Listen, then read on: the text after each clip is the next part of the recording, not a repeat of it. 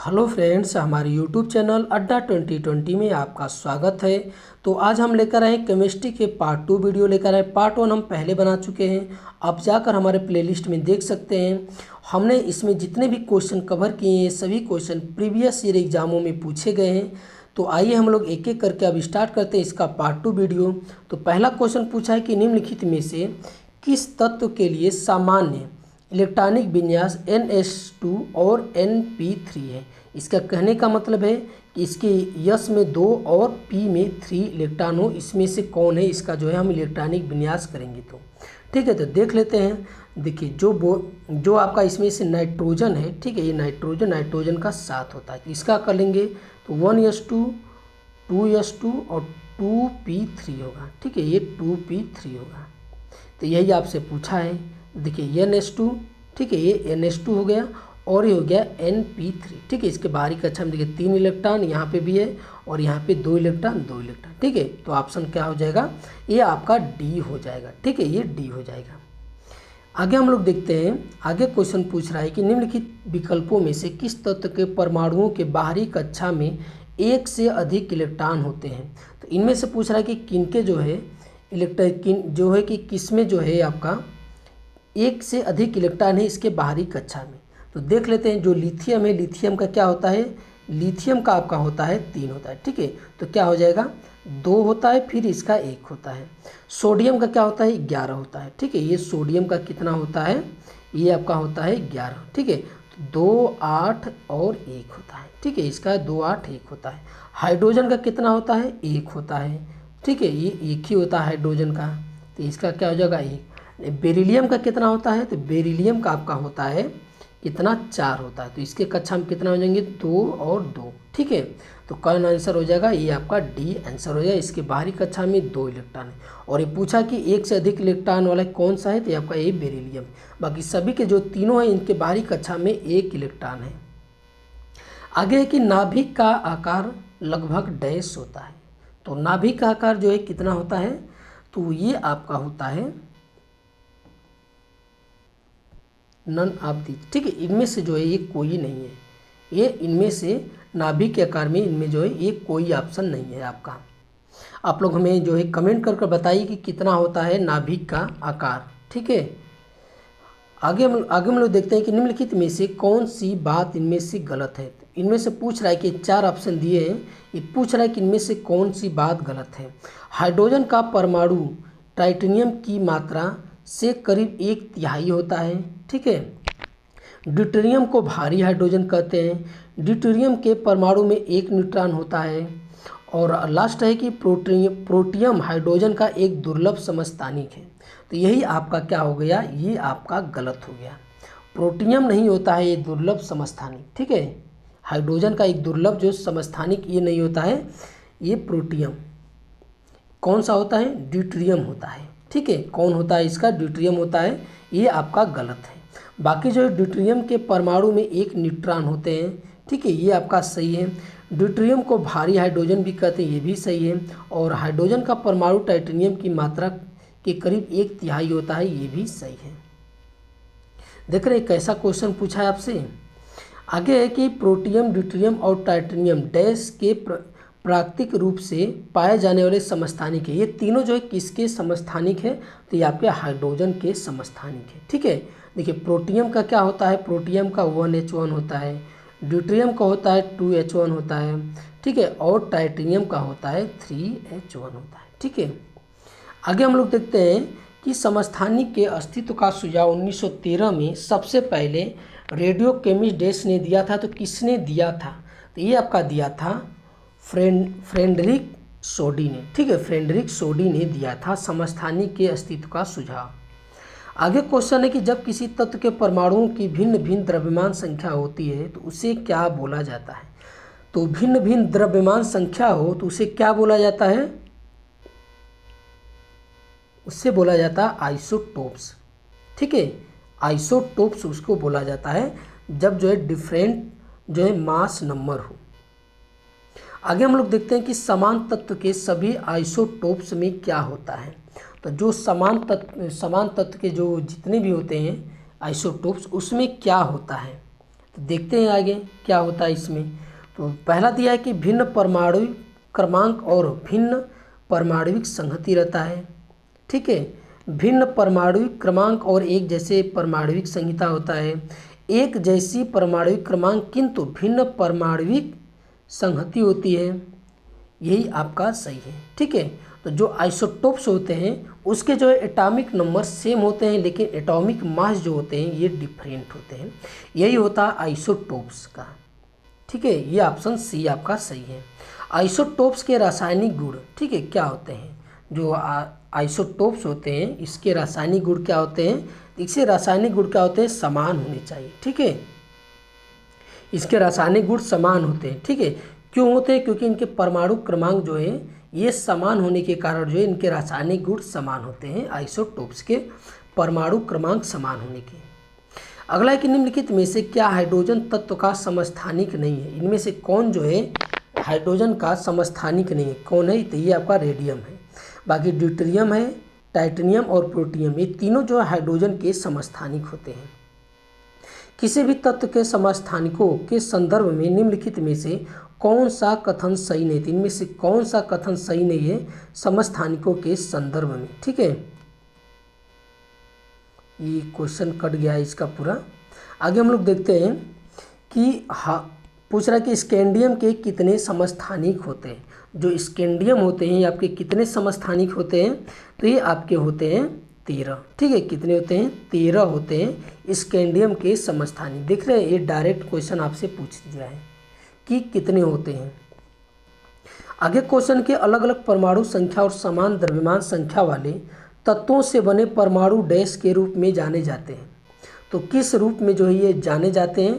तो ये जाने जाते हैं समभारिक। ठीक है, अलग अलग परमाणु संख्या और समान द्रव्यमान संख्या वाले जो होते हैं ये आपके समभारिक जाने जाते हैं, जिसे आइसोबार कहते हैं।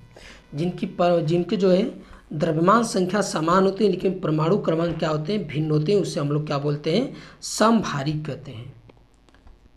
और समस्थानिक किसे बोलते हैं? जिसके परमाणु संख्या समान हो और द्रव्यमान संख्या भिन्न भिन्न हो।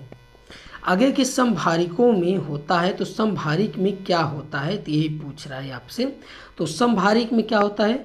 तो समान भार होते हैं किंतु परमाणु संख्या अलग अलग होती है। ठीक है, यही आपका सही है। समान भार होते हैं और क्या होते हैं? भिन्न क्या होती है? उसकी परमाणु संख्याएं भिन्न होती हैं। आगे क्वेश्चन के विभिन्न तत्वों के अलग अलग परमाणु क्रमांक वाले परमाणु जिनका परमाणु द्रव्यमान समान होता है उन्हें डैश के रूप में जाना जाता है। तो उनको जो है किस रूप में जाना जाता है? तो उनको जाना जाता है समभारिक। ठीक है, अलग अलग जब परमाणु क्रमांक हो और उसका द्रव्यमान संख्या समान हो तो उसको जाना जाता है समभारिक के रूप में। अगला क्वेश्चन के निम्नलिखित में से कौन सा समभारिक युग्म का एक उदाहरण है? तो कौन है ये आपका? तो ये आपका है कैल्शियम और आर्गन। ठीक है, कैल्शियम आर्गन जो है समभारिक युग्म का एक उदाहरण है। कैसे? देखिए, ये आ गया कैल्शियम हो गया और एक हो गया ये आर्गन। इसका जो है 18 होता है और इसका होता है 20। ठीक है, और लेकिन इसका कितना होता है? 40। इसका भी होता है, इसका 40 होता है। परमाणु क्रमांक डिफरेंट होते हैं लेकिन जो परमाणु भार होता है ये आपका सेम होता है। आगे के कौन सा नियम बताता है कि एक निश्चित तापमान पर एक शुष्क गैस के दिए गए द्रव्यमान का आयतन उसके दाब के व्युत्क्रमानुपाती होता है? तो कौन सा नियम बताता है? तो ये आपका बताता है बॉयल का नियम। ठीक है, बॉयल का नियम जो बताता है जो उसका क्या है? उसका जो दाब है, ठीक है, उसका दाब है और उसके आयतन के व्युत्क्रमानुपाती होता है और ताप क्या होता है? नियत रहता है।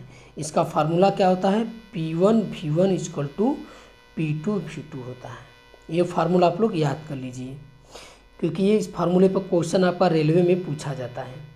आगे है कि एक वास्तविक गैस किसी परिस्थिति में एक आदर्श गैस के रूप में क्रिया कर सकती है, तो ये कब कर सकती है? तो ये कब कर सकती है? तो निम्न दाब और उच्च दाब हो। ठीक है, निम्न दाब और उच्च तापमान हो, निम्न दाब और उच्च तापमान जब होता है तब क्या होता है? तो कोई एक वास्तविक गैस है जो आदर्श गैस के रूप में जो है ये काम करने लगती है जब निम्न दाब और उच्च तापमान होता है। फ्रांसिसियस एक अति रेडियो फ्रांसिस ये आपका फ्रांसियम है। ठीक है, फ्रांसियम एक जो है अति रेडियो सक्रिय तत्व है।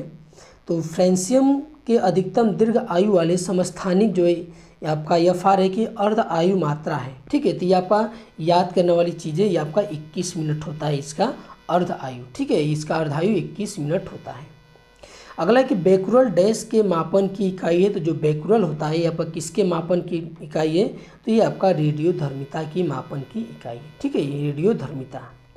बाकी प्रतिरोध क्या होता है? ओम का होता है। ठीक है, ओम का होता है। और वेग से मीटर पर सेकंड में मापते हैं वेग को। और चालकता का म्योम होता है। ठीक है, म्योम होता है चालकता। आगे की कैथोड किरणें डैश एक किरण है। तो जो कैथोड किरण होती है वो कैसी किरण होती है? तो ये आपका होती है इलेक्ट्रॉन। ठीक है, कैथोड किरणें क्या होती है? एक तरह की एक इलेक्ट्रॉन किरण होती है। रेडियोधर्मिता की एसआई इकाई क्या है? तो जो रेडियोधर्मिता की एसआई इकाई क्या है? तो ये आपका है बेकुरल है। ठीक है, ये बेकुरल है। और डेसिबल क्या होता है? ध्वनि की होता है। और एम्पियर जो है धारा होता है। और जो विटामिन B12 होता है उसमें जो है कोबाल्ट पाया जाता है। आगे है कि देख लेते हैं यहाँ पे कुछ जो मूल मात्रक होते हैं। देखिए, लंबाई का आपका मीटर होता है, द्रव्यमान का किलोग्राम होता है, समय का सेकेंड होता है, विद्युत धारा का एम्पियर होता है, तापमान का जो होता है केल्विन होता है। ठीक है, और उसके बाद जो है ज्योति तीव्रता का क्या है? ये कैंडेला होता है। पदार्थ की मात्रा का मोल होता है। और समतल कोण का क्या होता है? रेडियन होता है। और ठोस कोण का क्या होता है? स्टेरेडियन होता है। ठीक है, आगे हम लोग देखते हैं कि निम्नलिखित में से कौन अल्फा कण को निरूपित करता है? तो इनमें से कौन है जो अल्फा कण को निरूपित करते हैं? तो ये आपका हीलियम है। ठीक है, हीलियम का 2,4 होता है, ये इसको लिखते हैं हीलियम को। और वहाँ पे जो हमने आपको आर्गन और कैल्शियम का जो लिखे थे, ये आर्गन। ठीक है, ये आर्गन और कैल्शियम का। ठीक है, तो देखिए ये आर्गन के यहाँ 18, यहाँ पे 40 होगा। और यहाँ पे 20 होगा कैल्शियम का। और यहाँ पे 40 होगा। इस तरह लिखा जाएगा। आगे हम लोग देखते हैं कि दो कार्बन परमाणुओं के बीच एक द्विआबंध डैश द्वारा बनाया जाता है। तो ये दो जो कार्बन परमाणु होते हैं, एक द्विआबंध बनाया जाता है। मतलब इस ऑप्शन के अनुसार कैसे बनाया जाता है? एक कार्बन परमाणु से दूसरे में 2 प्रोटॉन का अंतरण होता है। एक कार्बन परमाणु से एक कार्बन परमाणु, ये भी आपका गलत है। साझा किए गए 2 इलेक्ट्रॉन जोड़े। ठीक है, ये आपका सही है। 2 इलेक्ट्रॉन जोड़े साझा किए गए। ठीक है जी, ये हो गया, ये हो गया और ये हो गया। ठीक है, ये आपका और ये हो गया। ठीक है, ये जो हो गया ना, ये आपका, इसी को बोला है कि साझा इलेक्ट्रॉन के द्वारा जो है बनाया जाता है। आगे हम लोग देखते हैं कि एक ध्रुवीय सहसंयोजक बंध, इनमें से कौन सा जो है एक ध्रुवीय सहसंयोजक बंध है? तो इनमें से कौन सा है? तो ये है आपका ऑप्शन नंबर ए, HCl है। ठीक है, देखिए ध्रुवीय सहसंयोजक बंध कब बनते हैं? तो ये आपको पता होना चाहिए कि कब बनते हैं। जब 2 परमाणुओं की विद्युत इलेक्ट्रोनिगेटिव। ठीक है, जब 2 परमाणु जो होते हैं उनकी इलेक्ट्रोनिगेटिविटी में अंतर अधिक होता है, यानी ऋणात्मकता में अंतर अधिक होता है, तब क्या होता है? ध्रुवीय सहसंयोजक बनते हैं। ठीक है, पोलर कोवैलेंट बनते हैं। देखिए ये जो Cl है ये अधिक मोर इलेक्ट्रोनिगेटिव है। और ये क्या है? More positive. इनके बीच जो है इलेक्ट्रोनिगेटिव जो है ये बहुत ज़्यादा है, इसलिए इनके बीच जो है ध्रुवीय पोलर जो है ध्रुवीय आपका सहसंयोजक बंध बनेगा। आगे क्वेश्चन है कि निम्नलिखित अणुओं में से कौन एक डबल सहसंयोजक बंध द्वारा जुड़ा होता है? तो इनमें से पूछ रहा है कि कौन सा एक अणु है सहसंयोजक बंध द्वारा जुड़ा है? तो ये आपका O2 है। ठीक है, ये O2 जो है ये आपका सहसंयोजक बंध द्वारा जुड़ा है। ठीक है, जैसे ये हो गया। इसके देखिए बाहरी कक्षा में 6 इलेक्ट्रॉन होते हैं, इसको 2 इलेक्ट्रॉन चाहिए। ठीक है, ये 2 इसके हो गए, 2 इसके हो गए, बाकी 4 इधर हो गए। ठीक है, और 4 इधर हो गए। ठीक है, तो सहसंयोजक जो बंध होता है ये इस तरह होता है। ठीक है, ये और ये होता है। ठीक है, ये अपना अपना जो 2 परमाणु ही आपका साझा करके बनाते हैं। और इसका भी अष्टक पूरा हो जाता है और इसका भी पूरा हो जाता है। आगे क्वेश्चन है कि निम्नलिखित में से किसमें M पर 3 निगेटिव आयन बनाने की अधिकतम प्रवृत्ति होती है? तो ये आपका किसमें होता है ये ऐसा गुण? तो ये आपका होता है नाइट्रोजन में। ठीक है, जो नाइट्रोजन होता है इसमें जो है ऐसा गुण होता है N पर 3- बनाने का गुण होता है। आगे हम लोग देखते हैं, देखिए ये कैसे होता है ये भी आप लोग जान लीजिए। इसका कितना होता है 7 होता है, ठीक है। तो इसका हम इलेक्ट्रॉनिक कॉन्फ़िगरेशन करेंगे तो 2 5 आएगा। तो इसको कितना चाहिए 3 इलेक्ट्रॉन चाहिए। तो 3 जब किसी से लेगा तो n पर क्या लगेगा 3 माइनस लगेगा, तब इसका अष्टक पूरा हो जाएगा। आगे क्वेश्चन है कि CH3OH में जो OH है इसमें कौन सा बंध है, ठीक है। तो इनमें कौन सा बंध है, तो ये पोलर कोवैलेंट है, यानी ध्रुवीय सहसंयोजक। क्योंकि हमसे OH के बीच पूछा है तो देखिए O जो है मोर इलेक्ट्रोनिगेटिव एलिमेंट है और H जो है पॉजिटिव है। इनके बीच का जो निगेटिविटी है ये ज़्यादा है, इसलिए जब दो परमाणुओं के बीच जब ज़्यादा क्या बोलते हैं उसको ऋणात्मकता जो है ज़्यादा होता है तो उनके बीच जो है ध्रुवीय सहसंयोजक यानी पोलर कोवैलेंट बंध बनते हैं। आगे की परमाणु बंध क्यों बनते हैं, ठीक है। तो परमाणु बंध क्यों बनाते हैं, तो ये आपका बनाने का इनका रीजन होता है। क्या रीजन होता है, ये स्थितिज ऊर्जा को घटाने और स्थिरता प्राप्त करने के लिए ऐसा करते हैं, ठीक है। स्थितिज ऊर्जा को घटाने और स्थिरता प्राप्त करने के लिए जो है ये ऐसा करते हैं, परमाणु बंध जो है ये बंध बनाते हैं। अगला क्वेश्चन कि अणु या परमाणु समूहों के बीच अवशिष्ट आकर्षक या प्रतिकारक बल जो एक सहसंयोजी आबंध या आयनिक बंध से नहीं पैदा होते हैं उन्हें क्या बोला जाता है। तो उन्हें आप क्या बोला जाता है, तो उन्हें बोला जाता है वांडर वाल्स बल, ठीक है। वांडर वाल्स बांड बोला जाता है उनको, जो है कि एक सहसंयोजिक आबंध या आयनिक बांध से नहीं बनते हैं, ठीक है। वो वंडर वाल्स बल जो है इसको बोला जाता है वंडर वाल्स बंध। अणुओं के बीच बंध की डैश प्रकृति अधिक होती है यदि उनकी विद्युत ऋणात्मकता का अंतर कम होता है। तो कौन सा बंध बनता है, तो बनाने की प्रवृत्ति अधिक होती है, तो ये कोवैलेंट यानी सहसंयोजक बंध जो है ये बनने की जो प्रवृत्ति होती है सबसे अधिक होती है। अणुओं के बीच बंध की डैश प्रकृति अधिक होती है यदि उनकी विद्युत ऋणात्मकता में अंतर कम हो, ठीक है। ये अंतर पूछा है, ठीक है। अंतर कम हो तो देखिए अंतर जब ज़्यादा हो तो आपका कोवैलेंट बनेगा, ठीक है। जब अंतर कम हो तो ये मेटालिक बंध बनेगा, ठीक है। ये मेटालिक बंध बनेगा जब दो परमाणुओं के बीच उनकी ऋणात्मकता जो है अंतर जो है बहुत कम हो, ठीक है। उसके बीच जो है अंतर जो है बहुत कम हो तो वो मेटालिक बंध जो है बनता है। आगे क्वेश्चन है कि जब एक यस और एक पी कक्षों को संकरित किया जाता है तो तब क्या होता है, तो तब क्या होता है हमें 180 अंशों पर 2 कक्ष प्राप्त होते हैं, ठीक है। जब sp होता है तो उसका कैसा बनता है संस्करण इस तरह बनता है, ठीक है। 180 डिग्री का बनता है, यही आपसे पूछा है।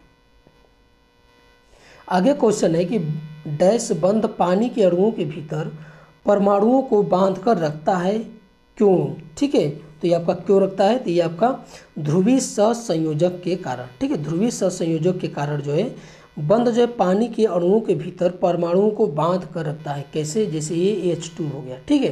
तो H इसका कैसे बनेगा, ठीक है। देखिए मैं बता रहा हूँ, ये O हो गया, ये H हो गया, ठीक है। इसका जो है ये इस तरह बनता है ये इसका जो है ऐसे बनता है, ये ऐसे, ठीक है। तो ये ऐसे बनता है। तो H और O में जो है इलेक्ट्रोनिगेटिविटी जो है बहुत ज़्यादा है, ठीक है। तो हमने बताया कि जिनके दो परमाणुओं के बीच जब इलेक्ट्रोनिगेटिविटी ठीक है ज़्यादा हो तो क्या बनता है, ये आपका पोलर कोवैलेंट बनता है। तो H और O में यही है। आगे हम लोग देखते हैं अगला क्वेश्चन कि NaCl में डैश होता है। तो जो NaCl में कौन सा बंध होता है, तो ये आपका आयनिक बंध होता है, ठीक है। NaCl में ये आयनिक बंध होता है। देखिए Na क्या होता है, ये प्लस होता है और Cl क्या होता है, माइनस होता है। तो Na अपना एक जो है इनको दे देगा अपना इलेक्ट्रॉन, ठीक है। एक इलेक्ट्रॉन जो इनको दे देगा तो N के पास कितने बचेंगे, इनका होता है 2 8 1 होता है। इनके स्टेबल होने के लिए एक इलेक्ट्रॉन को त्यागना पड़ेगा, तो ये अपना एक इलेक्ट्रॉन इनको दे देता है। तो इनके पास 2 8 हो जाता है, तो ये अपना स्टेबल हो जाता है। और इसी तरह जो क्लोरीन होता है इसका होता है 2 8 7 होता है। तो जब ये इलेक्ट्रॉन एक इससे ले लेगा तो यहाँ पे 8 हो जाएगा, तो ये भी क्या हो जाएगा, ये स्टेबल हो जाएगा। तो ये स्टेबिलिटी दोनों प्राप्त कर लेते हैं। आगे हम लोग देखते हैं अगला क्वेश्चन कि सहसंयोजी आबंध को डैश भी कहा जाता है।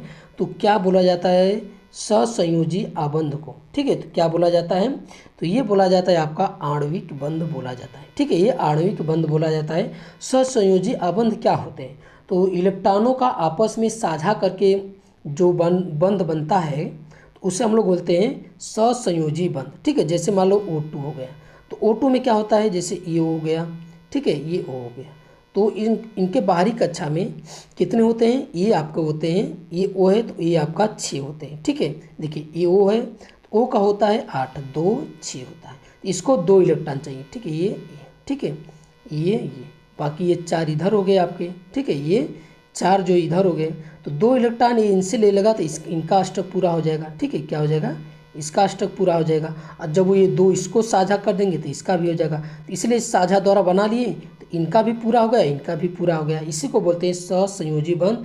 जब 2 इलेक्ट्रॉन आपस में साझा करके जब बनाते हैं तो उससे बोला जाता है सहसंयोजी बंध।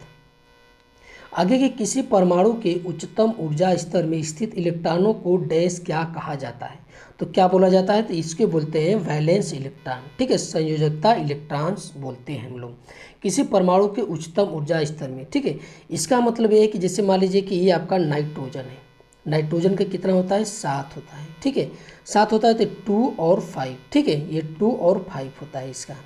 तो देखिए इसका जो बाहरी कक्षा में कितने इलेक्ट्रॉन है, 5 है, देखिए संयुक्ता कितनी हो जाएगी, 5 हो जाएगी। ठीक है, तो जो बाहरी कक्षा में जो इलेक्ट्रॉन होते हैं वही उसकी क्या होती है, इलेक्ट्रॉन वैलेंस इलेक्ट्रॉन कहलाते हैं, जो बाहरी कक्षा में होते हैं आपके।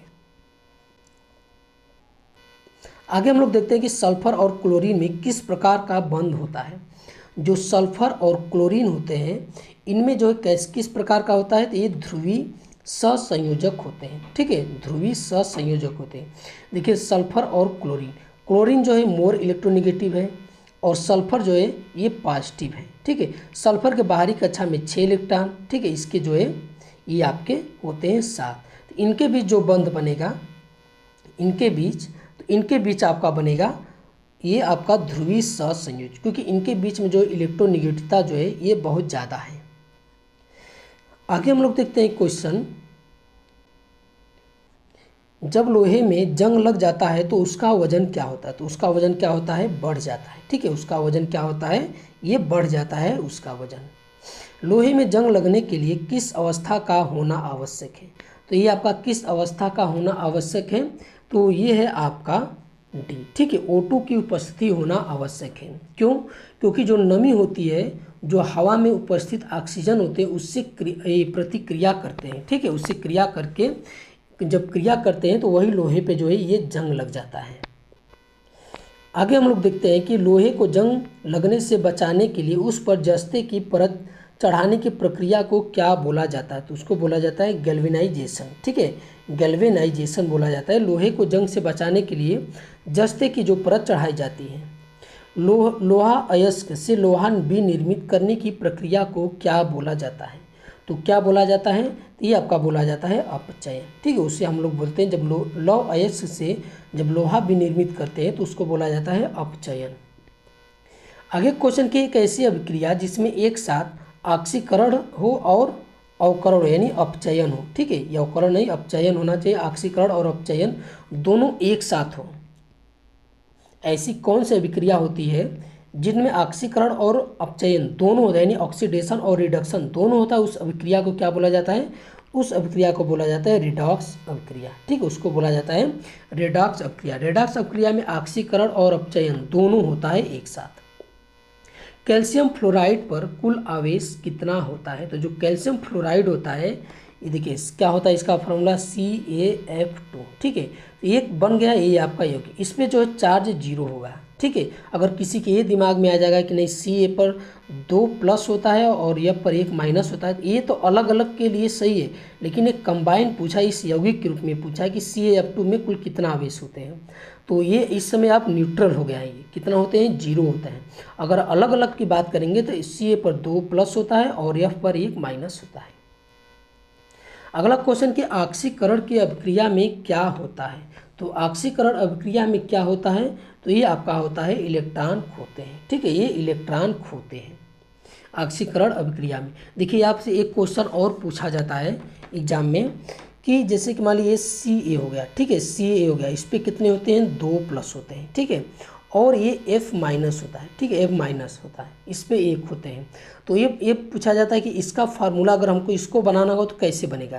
तो देखिए जो इसके पे इस पे जितने माइनस प्लस होंगे, इस पे जितने होते हैं माइनस ये इसके नीचे आ जाते हैं, और इस पे जो होते हैं ये इसके नीचे आ जाते हैं।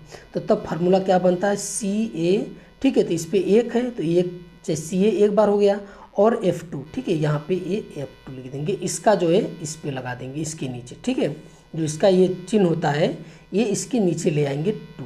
तो इस तरह फार्मूला बनता है, ठीक है। अब जैसे कोई भी जैसे H2SO4 हो गया, ठीक है, H2SO4 हो गया, ठीक है।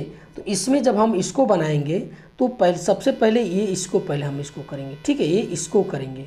इसको कैसे करेंगे, S पर कितना होता है +6 और O पर कितना होता है -2 होता है, ठीक है, O पर कितना होता है -2 होता है। तो ये कितना है O है, ये आपका 4 है, तो 4 दूना के 8 माइनस हो जाएगा, तो 8 माइनस ये हो जाएगा और ये +6, तो ये कितना हो जाएगा, तो SO4 पर -2 हो जाएगा, ठीक है, SO4 पर -2 अब हो गया, और ये H हो गया, H और SO4 -2 में जब हमको बनाना होगा तो ये आपका बनेगा, ठीक है, ये H2SO4। इस तरह जो है ये फार्मूला बनता है। मतलब कि जितने आपके ऑक्सीकरण होते हैं, सब संख्या जितने बाहरी इलेक्ट्रॉन होते हैं, तो उस तरह अपना अष्टक जो ये अपने आप को एक तरह से हम ये कहें कि कोई भी तत्व हो वो अपने आप को स्टेबल रखने के लिए, या तो अगर वो उसके बाहरी कक्षा में 6 इलेक्ट्रॉन हो तो 2 इलेक्ट्रॉन को एक्सेप्ट करना, ठीक है, स्वीकार करना करेगा, वो ज़्यादा स्टेबिलिटी होती है। 6 इलेक्ट्रॉन त्यागने से अपेक्षा 2 इलेक्ट्रॉनों को वो एक्सेप्ट करना ज़्यादा ईजी होता है, ठीक है। तो 2 इलेक्ट्रॉनों को ग्रहण करके वो स्टेबल अपने आप को स्टेबिलिटी प्राप्त करेगा। या तो जिसके कक्षा में 1-2 इलेक्ट्रॉन, जैसे सोडियम है, ठीक है, इसके बाहरी कक्षा में 1 इलेक्ट्रॉन होते हैं, तो एक क्या करता है, 1 इलेक्ट्रॉन को इसको त्याग कर ये अपने आप को स्टेबिलिटी प्राप्त करना चाहेगा। इसलिए जो NaOH होते हैं, ठीक है, जो देखिए NaOH जो होते हैं, NaOH होते हैं, इनमें क्या होता है, इनमें होता है देखिए Na पर 1 प्लस होता है, ठीक है, क्यों, क्योंकि ये अपना 1 इलेक्ट्रॉन त्याग कर ये अपने आप को स्टेबल प्राप्त कर लिया। और OH में क्या होते हैं, OH में 2 माइनस होते हैं और H पर 1 प्लस होता है। तो जब 1 प्लस 1 निगेटिव, ये तो आपस में बॉन्ड बना लिए, तो इसका बचा एक जो है निगेटिव बच गया है, इसका 1 निगेटिव, तो इसका 1 निगेटिव और इसका 1 पॉजिटिव मिलकर ये आपस में बंध बना लेंगे। तो इस तरह जो है ये आपका होता है NaOH होता है, इस तरह, ठीक है। तो ये आप लोग इसको ध्यान रखिए, इससे जो एग्जाम में बहुत क्वेश्चन पूछे जाते हैं। अगला क्वेश्चन कि आदर्श गैस अवस्था में पोटेशियम आयन का सूत्र क्या होता है। तो आदर्श गैस अवस्था में पोटेशियम आयन का सूत्र क्या होता है, तो ये आपका होता है K+ होता है, ठीक है, क्या होता है K+ होता है। देखिए अब इसमें कैसे होता है, पोटेशियम के क्या होता है, ये 19 होता है, ठीक है, तो ये कितना 2 8 8 1 हो गया। इसके बाहरी में 1 है आपका, तो ये क्या करेगा, 1 इलेक्ट्रॉन को त्याग कर ये अपने आप को स्टेबिलिटी जो है स्टेबिलिटी प्राप्त करना चाहेगा, यानी आदर्श गैस की अवस्था में प्राप्त होना चाहेगा। तो इसलिए अपना 1 इलेक्ट्रॉन त्याग दिया और ये प्लस हो गया यहाँ पे।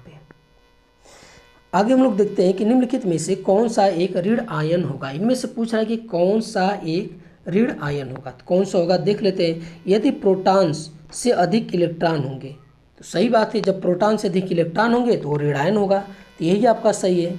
यानी अगर प्रोटॉन अधिक होते इलेक्ट्रॉन कम होते तो क्या होता, धनायन होता। लेकिन यहाँ पे क्या बोल रहा है कि प्रोटॉन से अधिक इलेक्ट्रॉन होंगे तो क्या होगा, ऋणायन होगा, तो ये आपका ऑप्शन सही हो गया।